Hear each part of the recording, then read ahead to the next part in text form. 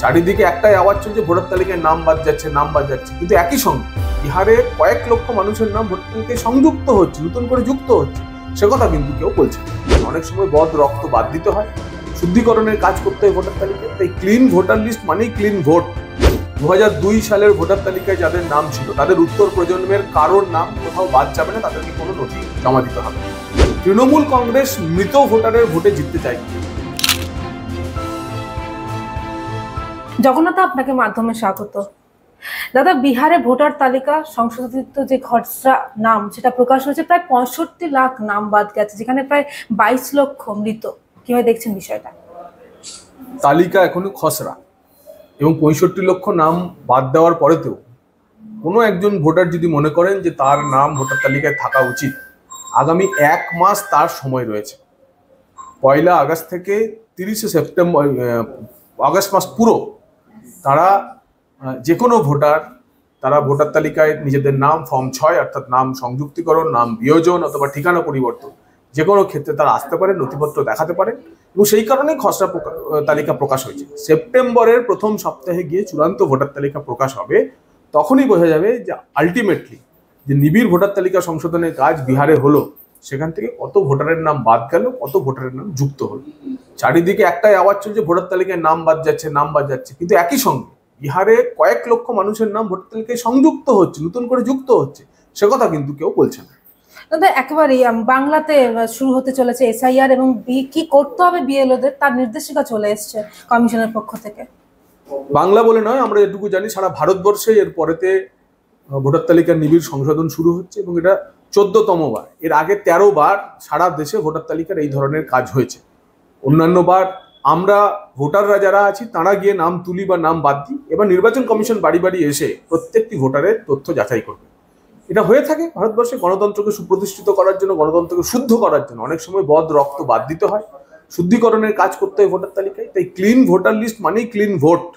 তো সেইটা নীতি বজায় রেখেই নির্বাচন কমিশন এ কাজ করছে, এবং সুপ্রিম কোর্টে এই ধরনের নিয়ে মামলা হওয়ার ফলে সুপ্রিম কোর্ট কিন্তু এখনো নির্বাচন কমিশনের কোনো কাজে এখন অব্দি কোনো স্থগিতাদেশ দেয়নি, এবং সেই কারণে 11টি নথি সহ ফিল্ড ফর্ম দিয়ে এনুমিনেটররা বা বিএলওরা, যা পশ্চিমবঙ্গের ক্ষেত্রে ইতিমধ্যে প্রায় 60,000 বিএলও অ্যাপয়েন্টেড হয়ে গেছে। আমাদের রাজনৈতিক দলগুলির কাছে নির্বাচন কমিশন BLA2 অর্থাৎ বুথ লেভেল এজেন্টের তালিকা চেয়েছে। আমরা বুথ লেভেল এজেন্টের তালিকা নির্বাচন কমিশনকে জমা দেব, এবং বুথ লেভেল এজেন্টদের সঙ্গে নিয়ে বিএলওরা বাড়ি বাড়ি যাবেন, ফর্ম ফিল আপ করবেন, ভোটারদের যাচাই করবেন, এবং এখানে দুধ কা দুধ পানি কা পানি হয়ে যাবে। কত ভোটার মৃত, কত ভোটার স্থায়ীভাবে স্থানান্তর হয়েছে, কত ভোটারের একাধিক জায়গায় নাম আছে তা স্পষ্ট হবে, এবং পশ্চিমবঙ্গের ভোটার তালিকা পরিশুদ্ধ হবে। দাদা, এই যে নথি জমা দেওয়া, এই নথি নিয়ে আমরা দেখছি বারবার শাসক দলের পক্ষ থেকে নানা ধোঁয়াশা তৈরি করা হচ্ছে, নানা ভুয়ো তথ্য ছড়ানো হচ্ছে। কোনো ধোঁয়াশার প্রশ্ন নেই। 2002 সালের ভোটার তালিকায় যাদের নাম ছিল তাদের উত্তর প্রজন্মের কারোর নাম কোথাও বাদ যাবে না, তাদেরকে কোনো নথি জমা দিতে হবে না। এই সংখ্যায় প্রায় পশ্চিমবঙ্গের 7.5 কোটি ভোটারের মধ্যে প্রায় 6-6.5 কোটি ভোটারের রয়েছে। প্রশ্ন উঠেছে 2002 সালের পরে যাদের নাম উঠেছে এবং যাদের বাবা মায়ের নাম 2002 সালের তালিকার আগে ছিল না, তাদের কি করতে হবে?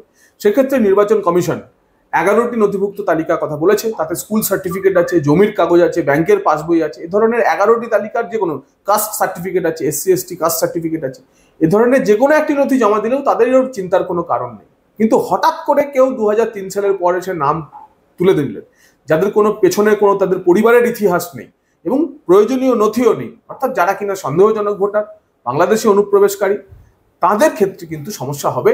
এবং একজনও বাঙালি শরণার্থী তাদের নাম যেমন বাদ যাবে না, তেমনি নির্বাচন কমিশন তথা ভারতীয় জনতা পার্টির প্রয়াস থাকবে অনুপ্রবেশকারী যারা, তাদের নাম যেন ভোটার তালিকা থেকে বাদ যায়, ভোটার তালিকা যেন পরিশুদ্ধ হয়, মৃত ভোটারের নাম বাদ যায়, একই সঙ্গে স্থানান্তরিত ভোটার তাদের নামও বাদ যায়, এবং একই ভোটারের নাম একাধিক জায়গায় থাকলে তাদের নামও বাদ যায়। দাদা, এই যে বিএলওদের যেভাবে মুখ্যমন্ত্রী বীরভূমের বৈঠক থেকে একেবারে বললেন, যে হুমকি দিলেন যে মনে রাখবেন আপনারা আমার এখানে সরকারের কাজ করেন, এই বিষয়টা কিভাবে দেখছেন? দেখুন, সাংবিধানিক পদে থাকা কোনো একজন ব্যক্তি এভাবে যে নির্বাচন কমিশনের অধীনে থাকা এখন বিএলওদের এই ধরনের হুমকি দিতে পারেন তা আমরা ভাবতেই পারি না। উনি এর কথার মাধ্যমে আসলে ভারতের সংবিধানকে, ভারতের নির্বাচন কমিশনকে চ্যালেঞ্জ করছেন। ভারতের নির্বাচন কমিশন নিশ্চিতভাবে মুখ্যমন্ত্রীর এ ধরনের বক্তব্যকে কগনিজেন্সে নেবে বলে আমার মনে হয়, এবং পরবর্তীকালে বিএলওদের উপর যদি কোনো ধরনের বাধা হয়, বিএলওদের কাজে যদি কোনো ধরনের আক্রমণ হয়, তাহলে নির্বাচন কমিশন উপযুক্ত ব্যবস্থা নেবে। দাদা আমরা দেখছি অভিষেক বন্দ্যোপাধ্যায় তিনি তো একেবারে হুঙ্কার দিচ্ছেন, তিনি বলছেন 2 কোটি ভোটার বাদ দেওয়া তো দূরস্থ, দুজনের নাম যদি বাংলা থেকে বাদ দেওয়া হয় তাহলে বুঝিয়ে দেবো কত ধানে কত চাল। দেখুন, বিহারের যে 52 লক্ষ ভোটারের নাম বাদ গেছে তার অর্ধেকের বেশি ভোটার তারা মৃত ভোটার। 7.5 লক্ষ 8 লক্ষ ভোটার যারা হচ্ছে একাধিক জায়গায় তাদের নাম ছিল, এবং বাকি যে ভোটার সেই ভোটাররা হচ্ছে স্থায়ীভাবে বিহার ছেড়ে চলে গেছে। পশ্চিমবঙ্গের ক্ষেত্রেও তাই হবে। পশ্চিমবঙ্গের ক্ষেত্রে আমাদের ধারণা গত 20-22 বছরে প্রায় 50 লক্ষ মৃত ভোটারের নাম এই ভোটার তালিকায় রয়েছে। সেই 50 লক্ষ মৃত ভোটারের নাম বাদ যাবে। প্রায় 16 লক্ষ 17 লক্ষ একাধিক জায়গায় নাম থাকা ডিডুপ্লিকেটেড ভোটার যারা, তাদের নাম আমরা নির্বাচন কমিশনকে জমা দিয়েছি, তাদের নাম আছে, এবং স্থায়ীভাবে স্থানান্তর হয়ে যাওয়া ভোটারের নাম আছে। এখন আমরা জানি না যে তৃণমূল কংগ্রেস মৃত ভোটারের ভোটে জিততে চায় কি। পশ্চিমবঙ্গ হচ্ছে এমন একটি রাজ্য যে রাজ্যে ভোটের দিন সমস্ত মৃত মানুষ তারা স্বর্গ কিংবা নরক, বেহেশত কিংবা জাহান্নাম থেকে পশ্চিমবঙ্গে ফেরত আসেন, তারা ভোট দেন এবং তৃণমূলের আহ্বানেই ভোট দেন এবং তারা ফেরত চলে যান।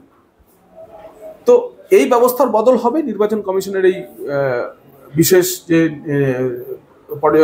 আপনার অভিযান চলছে, সবচেয়ে বড় ব্যাপার যে এই যে মৃত ভোটাররা তারা বার্ধক্য ভাতা, বিধবা ভাতা পান না, অনেকে ডিএ না পেয়ে মারা গেছেন, অনেকে আবার কন্যাশ্রী, ধরুন রূপশ্রী, লক্ষ্মীর ভাণ্ডার কোনো কিছু সুবিধা পায় না। তা সত্ত্বেও তাদের তৃণমূলের প্রতি এমন টান, শাসক দলের প্রতি এমন টান, ভোটের দিন তারা ফিরে আসবেনই পশ্চিমবঙ্গে।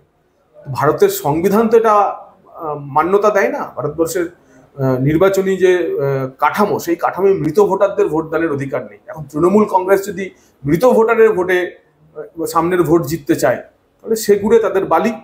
কারণ নির্বাচন কমিশনের এই অভিযানে আশা করা যাচ্ছে মৃত ভোটার, স্থানান্তরিত ভোটার এবং একই ভোটারের একাধিক জায়গায় নাম থাকলে সেই নাম শুদ্ধিকরণ হবে। দাদা এখানেই তো প্রশ্ন উঠছে, কেন বিরোধীরা বারবার এসআই এর বিপক্ষে? হারের ভয় তাদের উপর জাঁকিয়ে বসেছে। তারা জানে তাদের ভোট ব্যাংকের একটা অধিকাংশ ভোট এই অভিযানের ফলে বাদ যেতে পারে। তাই যা কিছু স্পষ্ট, যা কিছু পরিষ্কার, যা কিছু স্বচ্ছ তা নিয়ে তৃণমূল কংগ্রেসের আপত্তি আছে। সেই কারণে নিবিড় ভোটার তালিকা সংশোধনে তারা আপত্তি করছে। কিন্তু ভাবতে অবাক লাগে 1993 সালের 21শে জুলাই যে তৃণমূল কংগ্রেস সচিত্র পরিচয়পত্র এবং ভোটার তালিকা সংশোধনের দাবিতে আন্দোলন করেছিলেন, সেই তৃণমূল কংগ্রেস এখন বলছে ভোটার তালিকা সংশোধন মানব না, নির্বাচন কমিশন ঘেরাও করব। একেবারে আমরা যেটা জানতে পারছি ইন্ডিয়া জোটের পক্ষ থেকেও নাকি আগামী সপ্তাহে ইলেকশন কমিশন ঘেরাও। হেরে যাওয়ার ভয় শুধু তৃণমূল কংগ্রেস নয়, তৃণমূলের জাতীয় স্তরের সমস্ত বন্ধুদের মাথায় চেপেছে, হারার ভূত চেপেছে। তো এই হারার ভূতের সেই ভূত নামানোর জন্যই তারা এখন নির্বাচন কমিশনকে কাঠগড়ায় তুলছে। কিন্তু তার জন্য তো ভোটার তালিকা শুদ্ধিকরণের কাজ আটকাবে না। নির্বাচন কমিশন ভারতের নির্বাচন বিধি মেনে, জনপ্রদত্ত আইন মেনে, সংবিধান মেনে সেই কাজ এগিয়ে নিয়ে যাচ্ছে। এসআইআর তো দেশের স্বার্থে, নিশ্চিতভাবে এসআইআর দেশের স্বার্থে। কে না চায় যে ভোটার লিস্ট ক্লিন হোক? ক্লিন ভোটার লিস্ট মানে ক্লিন ভোট। সেই লক্ষ্যেই নির্বাচন কমিশন কাজ করছে।